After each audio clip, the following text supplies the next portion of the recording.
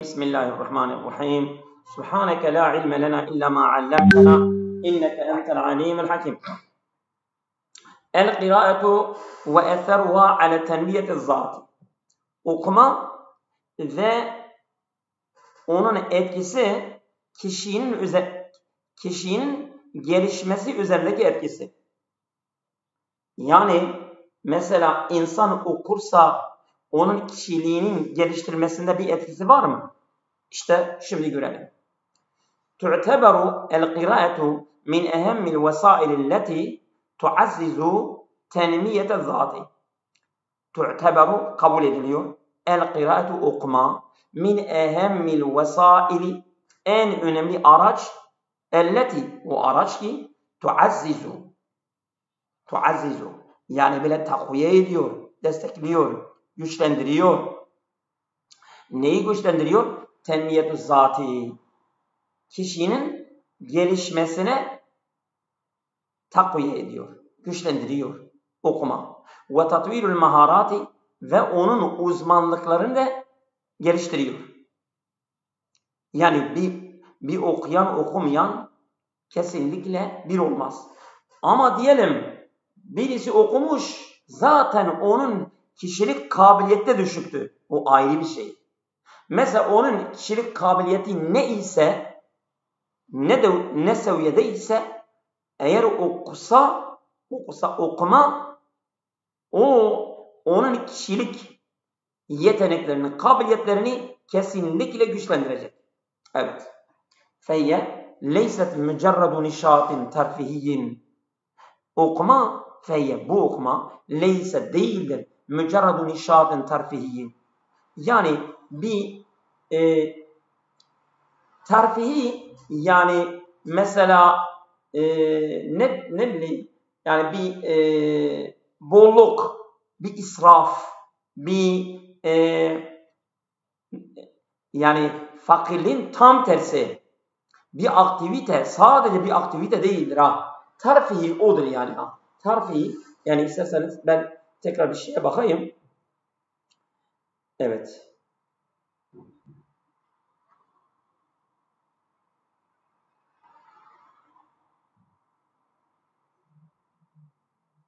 Yani eğlenceli bir aktivite. Sadece eğlenceli bir aktivite değildir ha. Yani konfor. Mesela terfihi, konfor, eğlence. İşte yani okuma bir eğlence, bir konfor aktivite. Sadece öyle değildir. Yani ekmek su gibidir okuma. Yani hayatın olmazsa olmaz gereksinimlerindendir yani ha. Evet. Bel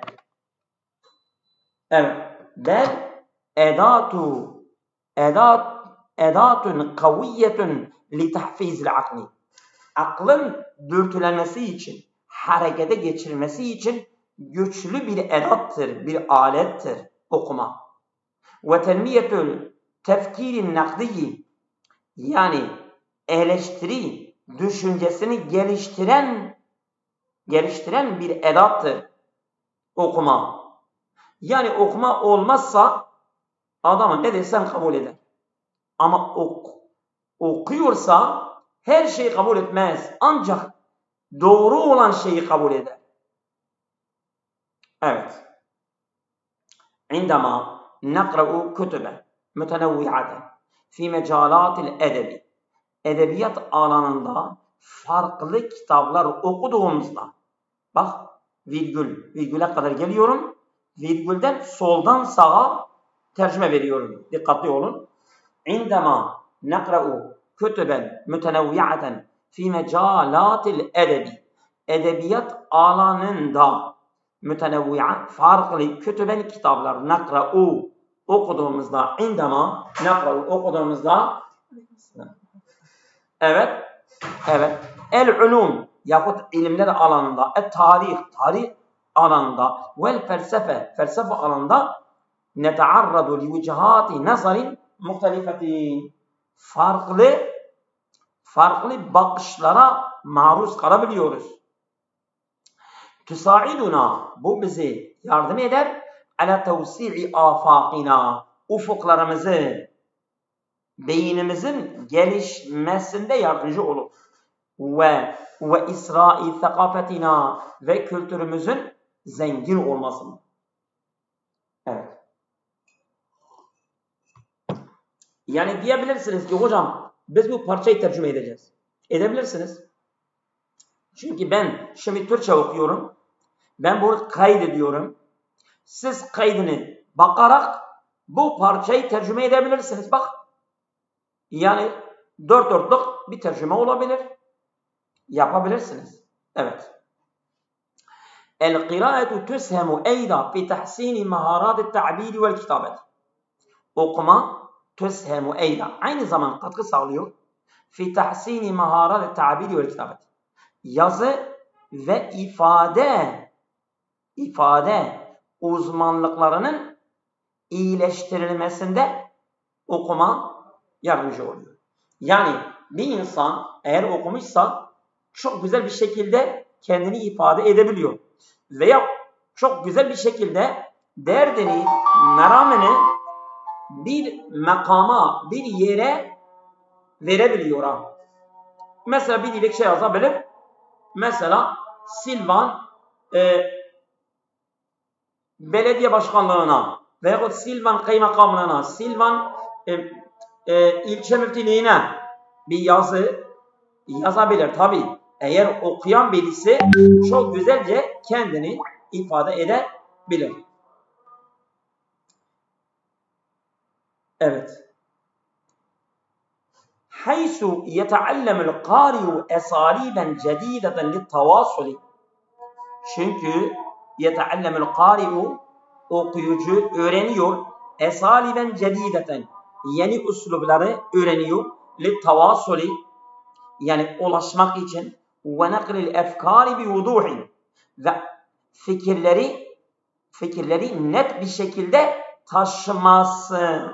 taşıması ve ulaşması için yeni üslubları öğrenmiş oluyor.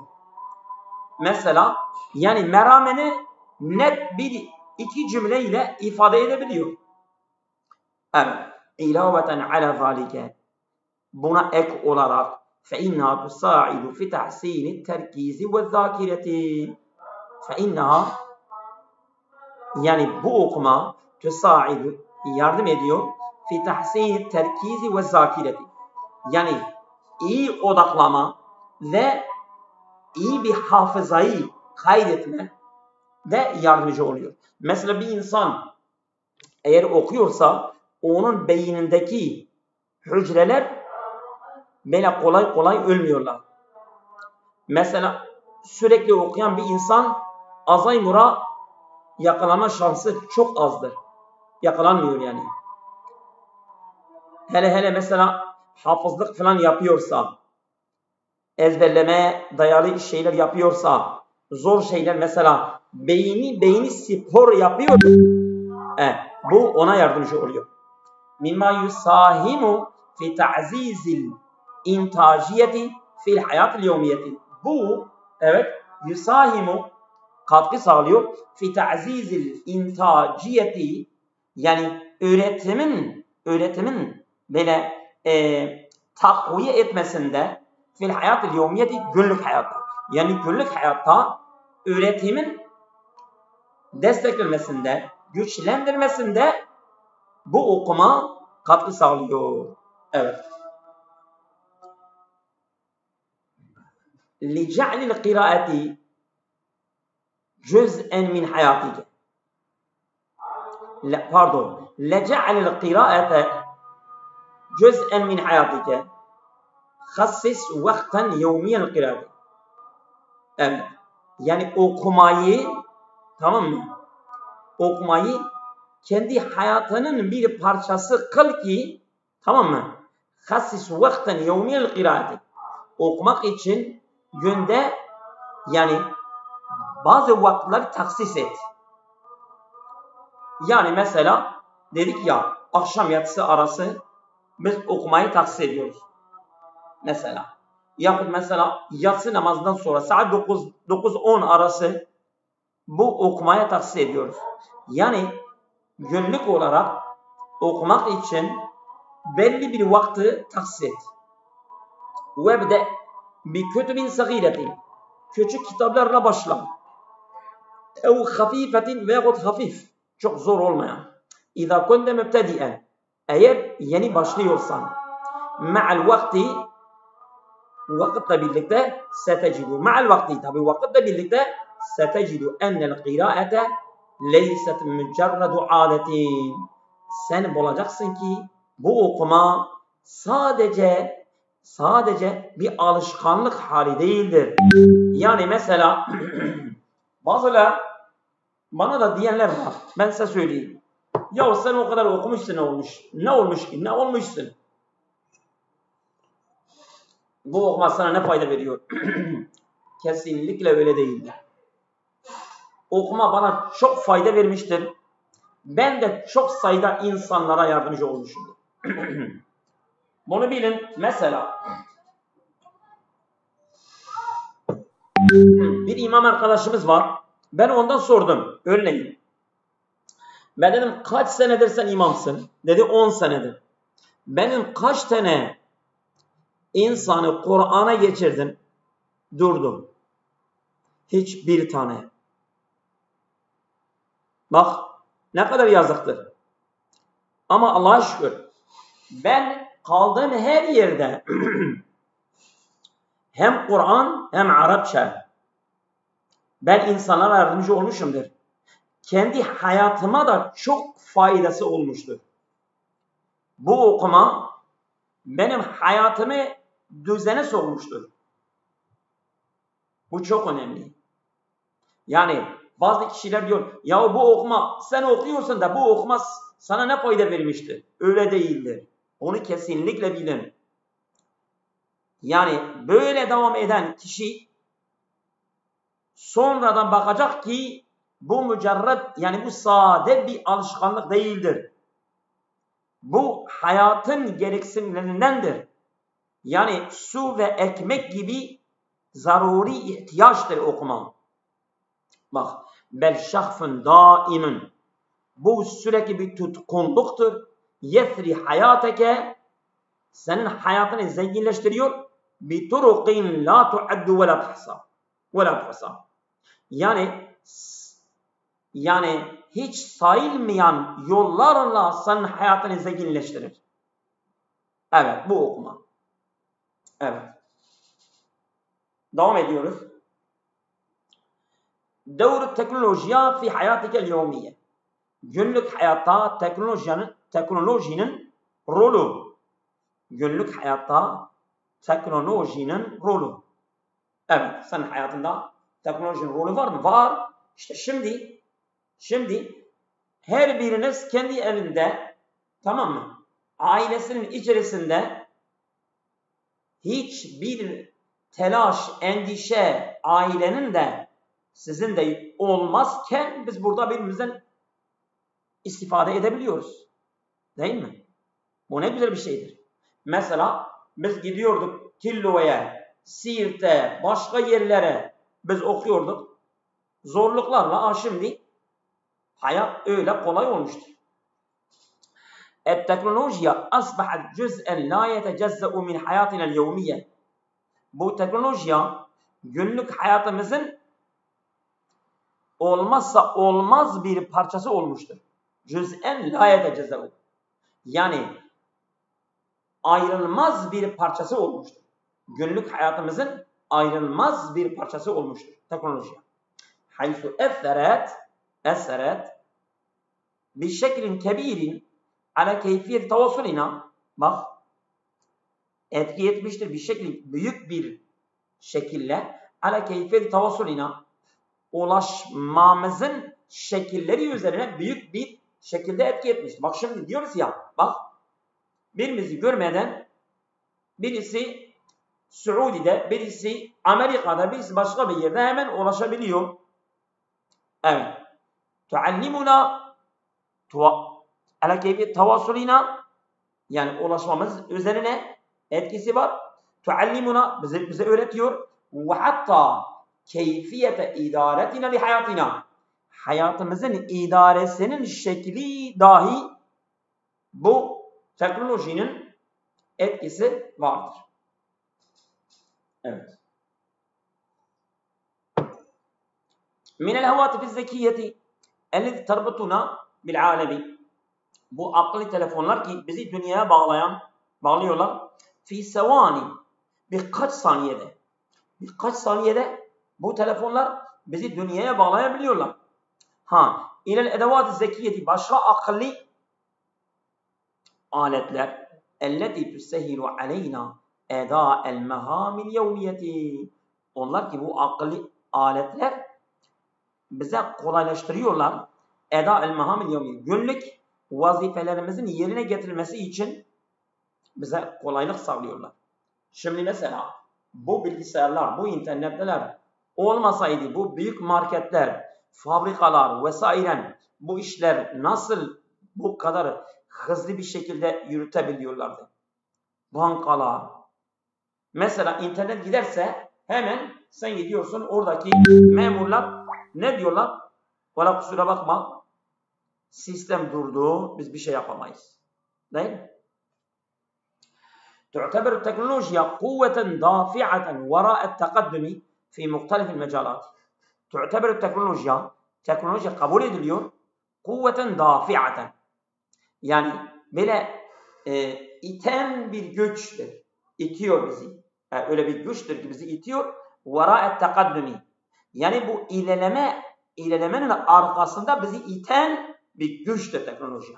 Fi muhtelifil mecalati farklı alanlarda. Yani farklı alanlarda bizi ilerinin arkasında iten bu teknoloji öyle bir güç olarak kabul edilir. Evet, devam ediyoruz. Alel-ragmi min fevaidiha. Bu teknolojinin evet, acaba inşallah siz değilsiniz. Tamam. Alel-ragmi min fevaidiha. Bu teknolojinin faydelerine rağmen. Yani bir sürü faydaları var. Şimdiye kadar faydaları saydık. فَاِنَّ الْاِسْتِغْدَامَ الْمُفْرِدَ لِلْتَكْنولojya. Bu teknoloji için aşırı kullanımı kad yueddi ila tahaddiyati, bazı meydan okumalara yol açıyor. Misal uzlet içtimaiye. Yani bu sosyal yalnızlık insanı, yani bu teknoloji mesela teknolojiya insanı yalnızlaştırıyor. Sosyal yalnızlaştırma var ya. Mesela sen görüyorsun 3-4 tane yan yana oturmuşlardır. Ama herkesin elinde bir telefon var. Herkes kendi telefonuna bakıyor.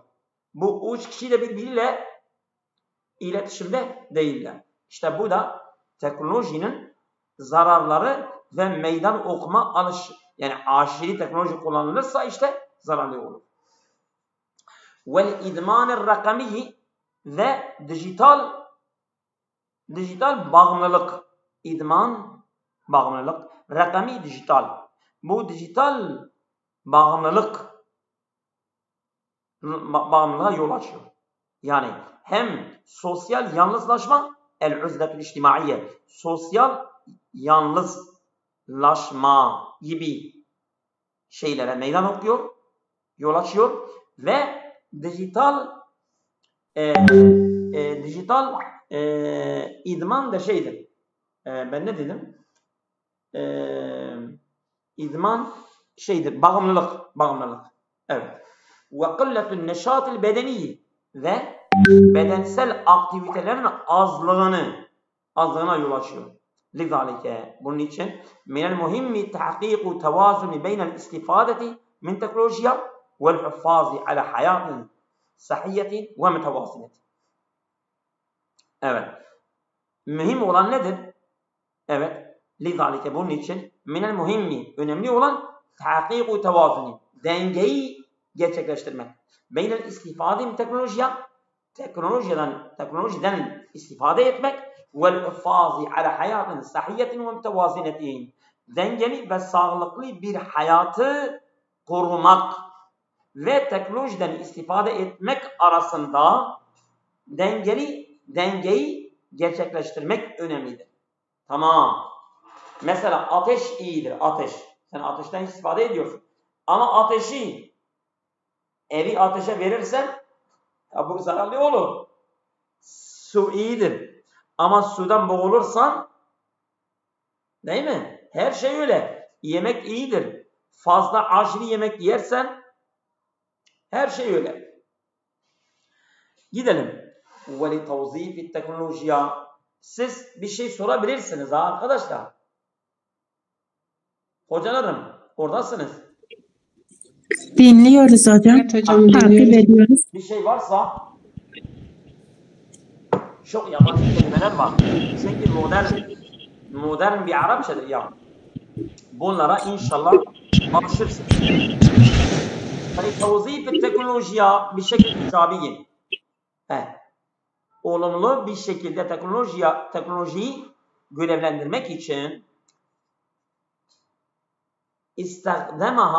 istakdimha kevasiletin. Yani bir araç olarak kullan. Li tahkiki ehdafike. Amaçlarını gerçekleştirmek için. Ve tavtiri maharetike. Ve uzmanlıklarını geliştirmek için. Tamam. Ala sebil misal, örnek olarak yumkinuke el istifadetu min tatbikati taallumil lugati. Bu dil öğreniminin bu programlarını istifade etmeye mümkün. Yani mesela bu Google üzerinde veyahut Play Store üzerinde bazı dil öğrenme programları var. Onlardan istifade edebilirsin. Ev idaretil vakti veyahut vaktini idare etmek için sen teknolojiden istifade edebilirsin. لِتَحْسِينِ حَيَاتِكَ الشَّخْصِيَّةِ وَالْمِهَنِيَّةِ Mesleki ve kişisel hayatını iyileştirmek için, vaktinin idaresi için teknolojiden istifade edebilirsin. Evet. Devam ediyoruz. Ehemmiyetu es-sıhhatin nefsiye. Yani psikolojik sağlığının önemi. Bazı insanlar hiçbir hastalığı, bedensel hastalığı yoktur. Ama bakıyorsun ki hastadır. Neden? Çünkü psikolojik olarak hastadır. Bu zamanlarda belki psikolojik yani çok önemli olmuştur ve çok daha yaygındır. Hatta öyle bir duruma gelmiş ki insan hastadır ve kabul de etmiyor hastadır. Doktora gitmeye de kabul etmiyor. Ben hasta değilim diyor. Veyahut bazılar utanıyorlar, gitmiyorlar. Bazılar geç fark ediyorlar. Hem ruh hem beden sağlıklı olması gerekir. Birbirini tamamlıyorlar. Yani eğer birisi hastaysa öbürü de büyük oranda etkiliyor. Es-sıhhatu nefsiyetu leyset aqallu ehemmiyete min es-sıhhatil cesediye. Bak diyor ya, bu psikolojik sağlığı yani bedensel sağlığının öneminden daha az değildir. Çok önemlidir. Onun önemi bedenin önemine kadar. Yani bir insan bir parmağı kanama falan yapıyorsa hemen koşuyor. Doktora koşuyor ve o yarayı iyileştirme şeylerini yapıyor. Ama ruhi olarak eğer hastaysa zaten hasta olduğunu kabul etmiyor ha. Ne yapacaksın? Ailesi onu zorla da götüremiyor ha. Diyor ben hasta değilim, siz hastasınız. Evet. Mesela ben bir örnek vereyim size. vesveseli olan herkes hastadır. İsterse kabul etsin, isterse kabul etmesin. O da bir çeşit ruhi hastalıktır. Şimdi siz kıyas edin, o kadar ki insanlar çoktur. Evet, hem erkekler hem bayanlar arasında çoktur. Feye tüşekkilu cüz'en esasiyen min rafahiyetil insani. İnsanın refahından temel bir cüz teşkil ediyor ha. Bu sağlık, yani bu psikoloji sağlığı. İndema tekunu es-sıhhatu nefsiyetu mustakirraten. Eğer psikoloji sağlığı yerinde olduğu zaman yetemekkenul fardu min tekeyyüfi ma'a tehaddiyatil yevmiyeti. Vay gidi vay. Evet. O zaman insan günlük hayatta karşılaşan her soruna ona tekeyyüf gösterebilir. Nasıl tekeyyüf? Yani ona karşı tekeyyüf, yani onunla uyum sağlayabiliyor ha. Onunla uyum. Tekeyyüf uyumdur, uyum. Tahaddiyat da yani günlük hayattaki yani olumsuzluklar diyelim. Ya meydan okuyan, yani sen hayatını etkileyen bazı durumlar var. İşte eğer insanın psikolojisi yerindeyse bu tür şeylerle uyum sağlayabiliyor ve onları çok yani uygun bir şekilde onları bertaraf edebiliyor. Eğer onun psikolojisi yerindeyse. Mesela bir insan doktora gidiyor. Onun bedeni hasta, onun mesela ailesinin bedeni hastadır ama kişi ruhi hastadır.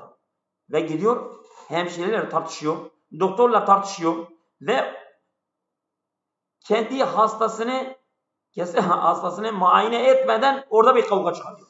Bak, yani ya bir sıkıntı var, ya bir sura var, ya bir izdiham var, hemen adam fırlıyor ortaya. Çünkü onun psikolojisi yerinde değil ki.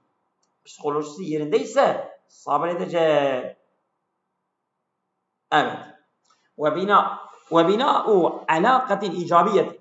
Şimdi yetemekkenul fardu minet tekeyyüfi ve bina'u alakatin icabiyeti.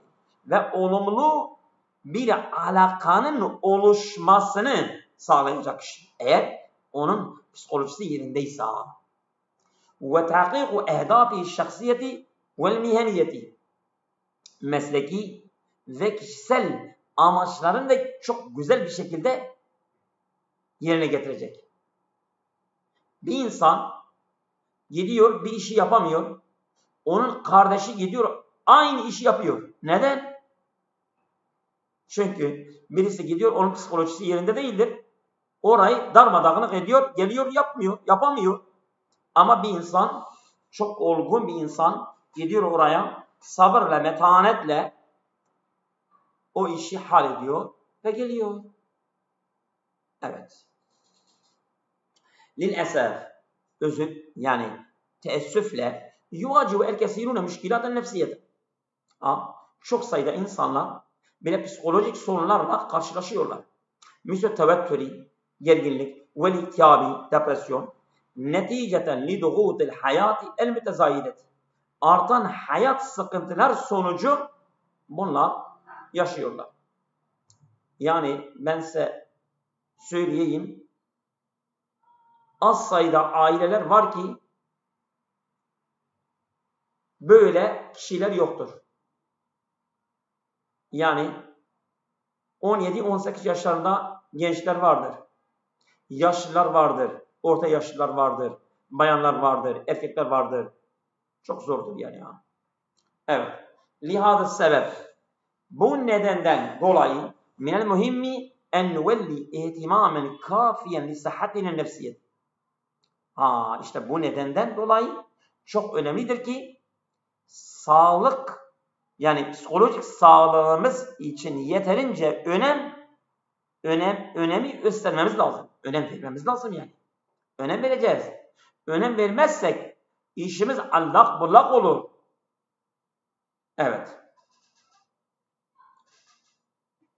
Yumkinuke tahsinu haletiken nefsiyeti. Senin Mesela psikoloji durumunu iyileştirme mümkündür. Min hilal marsatın riyadiyetin bir intizamin. Düzenli bir sporla uğraşırsan senin sağlığın iyileşebilir.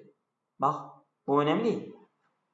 Yani senin veyahut ailenin herhangi bir ferdinin psikoloji sorunu var. Bu psikoloji sorunu nasıl düzelebilir? Düzenli bir spor yapmakla. وَالْحُسُولِ عَلَى قَسْطٍ كَافٍ مِنْ نَوْمِ veyahut yeterince uykuyu alabilmek, elde etmek de sağlıklı bir psikoloji elde edebilir. İnsan yeterince yapmıyorsa onun psikolojisi bozulabilir. وَالتَّحَدُّسِ مَعَ الْاَشْخَاصِ الَّذ۪ينَ تَسِقُ بِهِمْ عِنْدَ الشُّعُورِ بِالدَّخْتِ Sen sıkıntılı olduğun, sıkıntıyı hissettiğin zaman güvendiğin kişilerle görüşme de çok önemli. Mesela bir insan intihara gidiyor. Allah muhafaza etsin. Bir not bırakıyor oraya. Diyor ben evde çıkarken eğer birisi bana selam vermiş olsaydı, buraya gelene kadar birisi bana selam vermiş olsaydı ben bu işi yapmazdım.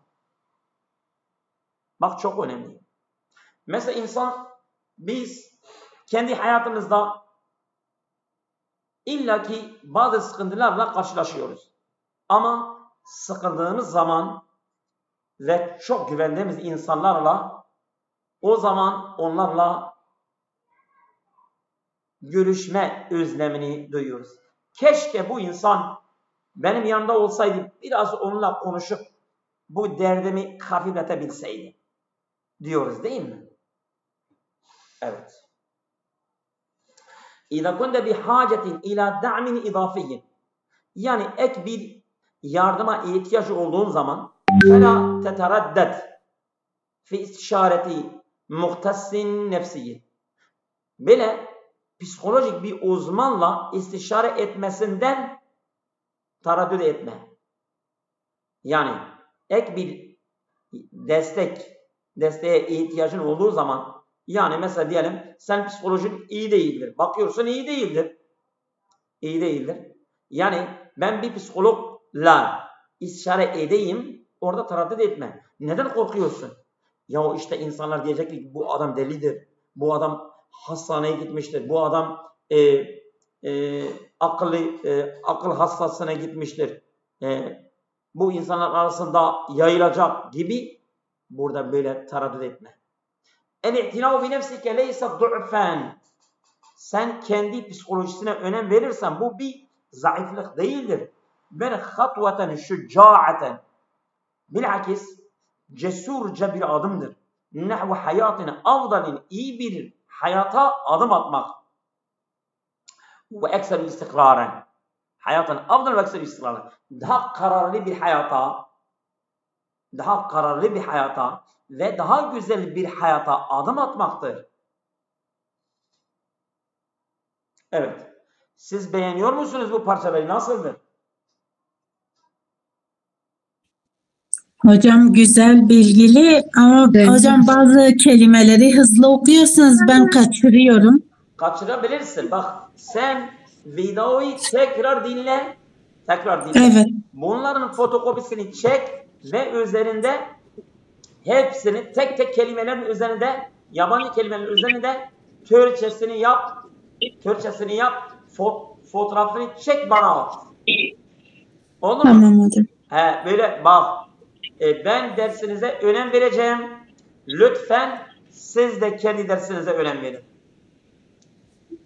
Çok kısa bir zamanda inşallah büyük mesafelere kat edeceğiz. İnşallah hocam. Evet. Acaba bu parçayı da bitirebilir miyiz?